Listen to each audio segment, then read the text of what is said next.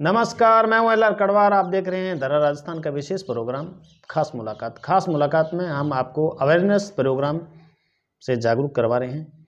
तो आज हमारे साथ हैं डॉक्टर राजकुमार जी बैरवाल। आज हमारा विषय रहेगा पशुओं में थनैला रोग। तो डॉक्टर साहब, हमारे चैनल में आपका बहुत बहुत स्वागत है। नमस्कार। सर, ये थनैला रोग क्या है? थनैला रोग दुधारू पशुओं में जो थन है या उसका आयान है उसमें रोग पैदा हो जाता है, जिसको आप मैस्टाइटिस या थनैला रोग बोलते हैं जी। तो ये दुधारू पशुओं में दूध में जो है छिदड़ियाँ आना या थन का पक जाना या लेवे पे सोजन आना या वो दूध का बंद हो जाना आना, तो ये सभी जो है ये थनैला रोग के लक्षण हैं। सर, इसके कारण क्या है? इसके मैं आपको बताना चाहूँ, थनैला रोग जो है पशुपालकों को बहुत ज़्यादा आर्थिक नुकसान देने वाला रोग है जी। और ये रोग पशुपालक द्वारा ही पशु को दिया जाता है जी। क्योंकि इसमें साफ सफाई का बहुत ध्यान रखना पड़ता है और इसमें सबसे बड़ा कारक है जो गंदगी है या जो कीटाणु है जी। वो दूध के द्वारा जो थन के अंदर प्रवेश कर जाते हैं और वो अंदर लेवे के अंदर बहुत ज़्यादा संख्या मात्रा में पैदा हो जाते हैं। जैसा कि आप सभी पशुपालक भाइयों को पता है, दूध जो है एक पौष्टिक आहार है जी। जो कि कीटाणु को मिल जाएगा कीटाणु तो फिर वो हजारों करोड़ों की संख्या में हो जाते हैं जी। और और जब पशुपालक दूध निकालता है तो जो थन है उसको टीट कैनाल बोलते हैं और वहाँ से इसका जो है कीटाणु का प्रवेश हो जाता है और वो लेवे के अंदर वो कीटाणु इकट्ठे हो जाते हैं।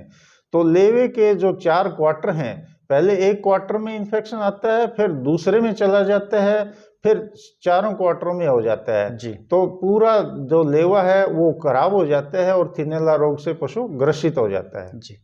तो डॉक्टर साहब, जो इसमें कई बार देखते हैं कि इन्फेक्शन हो जाता है, तो उसका जो दूध पीते हैं तो क्या उसका कोई नुकसान है? बिल्कुल, ये क्योंकि दूध के अंदर कीटाणु होते हैं और वो कीटाणु यदि मनुष्य दूध प्रयोग करता है तो वो कई रोग जो हैं वो मनुष्य को लग जाते हैं। जैसे टीबी का रोग है और जैसे ब्रुसेल्ला का रोग है, वो कीटाणु दूध के द्वारा जो है मनुष्य जब दूध का सेवन करता है तो उसमें जो रोग पैदा हो जाते हैं। और सभी पशुपालक भाइयों को मैं निवेदन करूंगा कि कच्चे दूध का प्रयोग कभी ना करें। दूध को हमेशा उबाल करके ही प्रयोग करें क्योंकि कई कीटाणु जो है वो उसमें रह जाते हैं और शरीर में प्रवेश करने के बाद वो बीमारी पैदा करते हैं। तो किसान भाइयों, जो थनैला रोग पशुओं में ना आए इसके लिए सबसे पहले आप लोगों ने एक करना है, जब भी दूध निकालते हैं अपने हाथ जो है स्वच्छ पानी से, पीने वाले पानी से धो करके और साफ कपड़े से पोंछ करके और ऐसे ही थनों को, अयान को आप पीने वाले पानी से धो करके और कपड़े से पूछ करके तभी दूध निकालें क्योंकि कीटाणु जो है वो हाथों द्वारा और थनों के अंदर से प्रवेश कर जाते हैं। और दूसरी एक बात और ध्यान में रखनी है कि आप जब दूध निकालते हैं, जो भी दूधिया है उसके नाखून नहीं बड़े होने चाहिए क्योंकि नाखूनों में जो है वो गंदगी यदि होगी तो वहाँ कीटाणु होंगे और वो डायरेक्ट उसमें थन के टच में आएगा तो कीटाणु थन के द्वारा जो है अयान में प्रवेश कर जाएंगे और थनैला रोग पैदा कर देंगे। तो इसमें सबसे पहला तो साफ सफाई का ध्यान रखना है। दूसरा, दूध निकालने का जो स्थान है जिसको आप मिल्किंग पार्लर बोलते हैं, वो हमेशा अलग होना चाहिए, साफ स्वच्छ होना चाहिए। जैसे आप घर में रसोई का जो खाना बनाने का स्थान होता है वो अलग होता है, साफ सफाई होती है वहाँ पर, क्योंकि दूध जो है वो जैसे मैंने बताया एक पौष्टिक आहार है और वहाँ कीटाणुओं को मिल जाएगा तो कीटाणु बड़ी संख्या में पैदा हो जाएंगे। तो इसमें सबसे पहले पशुपालक भाई ने ये करना है, जब वो दूध निकालता है यदि दूध के अंदर छिड़ियाँ आ रही हैं या उसका रंग बदल रहा है या उसमें खून आ रहा है या दूध जम रहा है या दूध के अंदर कोई स्मेल आ रही है तो तुरंत ही वो किसी अच्छे योग्य पशु चिकित्सक से सलाह ले करके उसका निदान कराए। और इसमें सबसे पहले सब क्लिनिकल मैस्टाइटिस होती है, उस समय इस रोग का निदान संभव है। और जब क्लिनिकल मैस्टाइटिस हो जाती है, अपने को दिख जाता है भाई इसमें थिनेला रोग है, मतलब थन में सूजन आ जाती है या लेवा करड़ा हो जाता है, फिर इस रोग का जो है निदान असंभव हो जाता है। तो उसी समय अपा टेस्ट करके दूध को जो प्रयोगशाला है वहाँ जांच करा करके और इसका योग्य चिकित्सक से इलाज कराएं, तो ये थिनेला रोग से अपा पशु को बचा सकते हैं।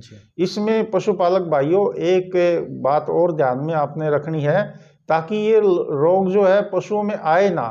जब पशु दूध देना बंद करता है, जब ड्राई होता है, मान लिया गाय है तो गाय 7 महीने दूध देती है, यदि प्रेग्नेंट है 9 महीने में वो उसका जेस्टेशन पीरियड होता है, तो लास्ट में 1 महीना अपन गाय को छोड़ते हैं दूध निकालना। तो उस समय जो दवाई की ट्यूब है जैसे फ्लोक्लोक्स डी है, वो चारों थनों के अंदर अपन ने दूध जो है थनों के अंदर चढ़ा देनी है, जिससे कि क्या होगा कि थनों के अंदर जो टीट कैनाल है, जो ओपनिंग है, वो प्लग हो जाएगी, बंद हो जाएगी और कीटाणु उसमें प्रवेश नहीं कर पाएगा। तो कीटाणु नहीं जाएगा तो थन सही रहेगा। कई बार जो है पशुपालक भाई शिकायत करता है कि साहब पिछले ब्यात तो मेरी गाय सही थी, अभी ब्याई तो इसका 1 थन चला गया या 2 थन चले गए। तो उसका कारण यही होता है। तो इसमें एक बात और ध्यान में रखनी है पशुपालक ने कि जब दवाई जब ब्याता है तो उसका पहला दूध जो है वो नीचे निकाल दें और फिर वो दूध निकालना जो है बर्तन में करे, और बर्तन दूध निकालने वाला बर्तन भी साफ सुथरा होना चाहिए। तो इसमें यही देखने में आता है कि जो थिनेला रोग है ये पशुओं को हो जाता है, तब पशुपालक को बहुत बड़ा आर्थिक नुकसान होता है, क्योंकि पशुपालक जो है पशु जो है दूध के लिए पालता है, और यदि उसका दूध वाला जो जुगाड़ है जैसे लेवा है, अयान है, वो खराब हो जाए तो फिर वो पशुपालक के लिए कोई काम का नहीं रहता। तो इसलिए बहुत बड़ी सावधानी पशुपालक ने करनी है। तो डॉक्टर साहब इसके जो प्रमुख लक्षण क्या हैं? इसका लक्षण जैसे मैंने बताया, सबसे पहले दूध जो है असामान्य हो जाएगा, उसमें जो है स्मेल आनी शुरू हो जाएगी, या दूध के अंदर रंग जो है इसका बदल जाएगा, लाल रंग है, खून आना शुरू हो जाएगा, उसमें जमना शुरू हो जाएगा, फिदड़े जो हैं वो आने शुरू हो जाएंगे, लेवे के ऊपर सूजन आ जाएगी। तो ये लक्षण है, ये अपने को जब भी पशु को देख लें तो उसका तुरंत जो है वो अपन योग्य पशु चिकित्सक से सलाह लेकर इसका निदान कराना है। आखिरी सवाल है डॉक्टर साहब, इसका उपचार और जो निदान है वो थोड़ा हमारे बिल्कुल सही बात है, क्योंकि जो इसका उपचार है वो अर्ली स्टेज में तो संभव है, क्योंकि उसको अपन सब क्लिनिकल मैस्टाइटिस बोलते हैं। तो उस समय अपन देख लें, यदि दूध का जो है उसमें कीटाणु है तो एक पीली सी पर्ची आती है जिसको अपन मैस्टिप बोलते हैं, तो उस मैस्टिप से अपन चेक कर लें, यदि दूध में मैस्टाइटिस है तो उसका पीएच जो है वो चेंज हो जाता है। तो उस मैस्टिप का जो कलर है पीले से नीला, हरा और स्लेटी हो जाएगा, तो अपन पता लग जाएगा कि इसके अंदर जो है मैस्टाइटिस है। तो उस समय अपन योग्य चिकित्सक से इलाज करवा के इसका निदान करवा सकते हैं। और जब इसके लक्षण बढ़ जाते हैं और ये क्लिनिकल फॉर्म में आ जाता है, तब इसका निदान बड़ा मुश्किल होता है, तो फिर अगले ब्यात में ही इसका निदान संभव होता है। तो डॉक्टर साहब, आज आपने हमारे चैनल को समय दिया, इसके लिए आपको बहुत बहुत धन्यवाद। धन्यवाद साहब।